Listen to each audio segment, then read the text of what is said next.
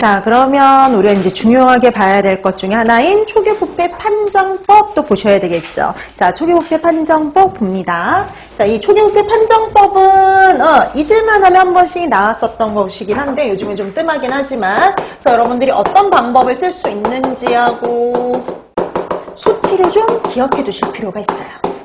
자, 초기부패 판정법 제일 먼저 뭘 이용할 수 있냐면요, 관능 검사를 이용할 수 있어요. 그럼 우리 현장에서 주로 많이 이용하는 게 관능 검사법인데요. 관능 검사는 가장 기초적이고 보편적인 검사예요. 자, 가장 기초적이고 이 보편적인 관능 검사는요, 사람의 감각 기관을 통해서 검사하는 거예요. 그럼 여러분들이 눈, 코, 입, 손, 이런 것들을 이용한 검사라 보시면 돼요.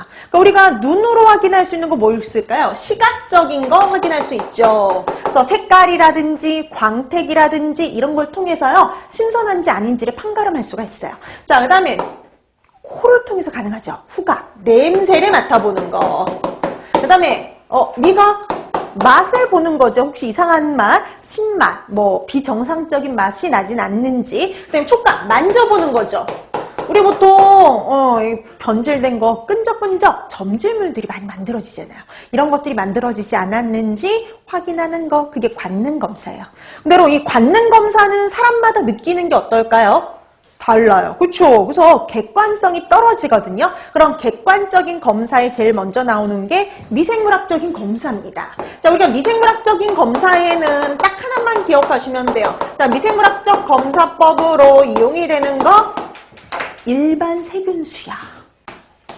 일반 세균수. 우리가 보통 일반 세균수가 얼마일 적에 초기부패다 이렇게 얘기를 하냐면요, 식품 1g 중에 10의 7승 내지 8승 존재할 때를 초기부패 이렇게 판정을 해요. 그래서 10의 7승 내지 8승일 때, 이때가 바로 초기부패다 이렇게 확인하시면 돼요.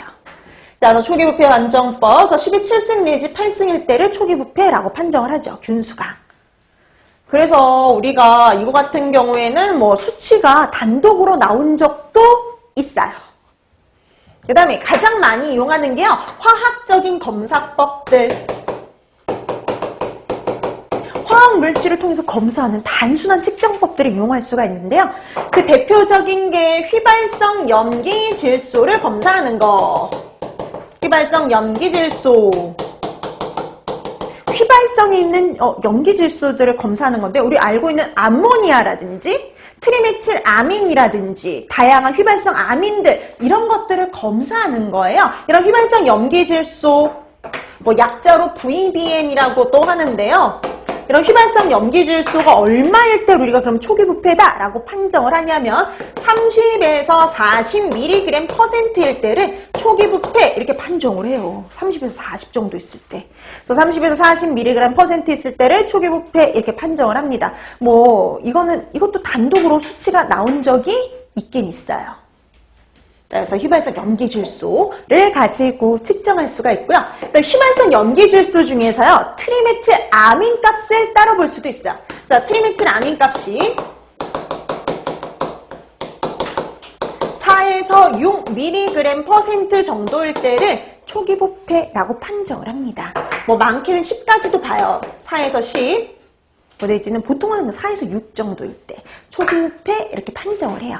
그 다음 우리가 뭘 가지고도 측정을 하느냐, 히스타민 값을 가지고도 측정이 가능한데, 이거는 뭐 책마다 약간 수치가 다르기 때문에 그냥 이건 수치는 빼고 그냥 히스타민을 가지고 측정이 가능하다라는 정도로 확인하시면 돼요.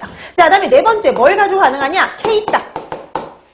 K값이 뭘 측정한 거냐면요, ATP의 분해 정도요. 그러면 ATP라고 들어보셨나요? 생화학 같은 데서 들어보셨죠? 영양학에서 들어보셨고. 자, 이 ATP는 인산을 3개나 갖고 있는데요. 인산이 하나 떨어져 나가면 ADP가 되고요. 그 다음에 또 떨어져 나가면 AMP가 되고요. 여기서 더 분해되면 IMP라는 물질이 만들어지고, 더 분해되면 이노신 이런 것들이 만들어지는데, 분해된 정도를 나타내요. 그래서 ATP가 분해된 정도를 나타내는 게 K값인데, 이 K값이 얼마일 때냐? 60에서 80% 정도 됐을 때, 요때를 가지고 초기부패라고 판정을 합니다. 자, 그 다음에 드디어 마지막이에요. 자, 우리가 초기 부패를 판정하는 마지막 pH를 측정해서 가능해요. pH. 자, 이 pH가 6.0에서 6.5 사이에 있을 때를 초기 부패라고 판정을 합니다. 그래서 이게 책마다 조금씩 다르거든요. 수치가. 어떤 책은 6.0에서 6.2 사이에 있을 때를 초기 부패로 판정하는 책도 있고요. 6.2에서 6.5 사이에 있을 때를 초기 부패로 판정하는 책도 있어요. 그래서 전체로 봤을 때 6.0에서 6.5 사이에 있으면 초기 부패다라고 생각하시면 됩니다.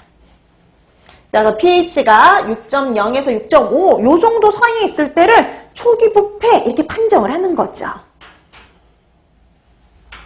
자, 그래서 이렇게 초기 부패를 판정하는 방법들 알아두시면 되는 거예요. 그래서 수치가 있는 건 뭐까지 기억하셔야 돼요? 수치까지. 그래서 모든 애들이 다 기억하는 게 아니라 이렇게 수치가 있는 것들만 수치를 기억하시면 돼요. 자, 이렇게 해서 우리가 초기 부패를 판정하는 방법은 방법 자체가 나온 적도 있고 단독으로 수치를 물어보는 적도 있으니까요. 두 가지를 다 기억해 두시면 되겠습니다. 자, 그래서 초기 부패를 판정하는 방법까지 해서 부패와 관련된 건 다 공부했어요. 그래서 부패와 관련해서는 여러분들이 부패 생성물과 초기 부패 판정법 위주로 해서 기억해 두시면 될 것 같아요.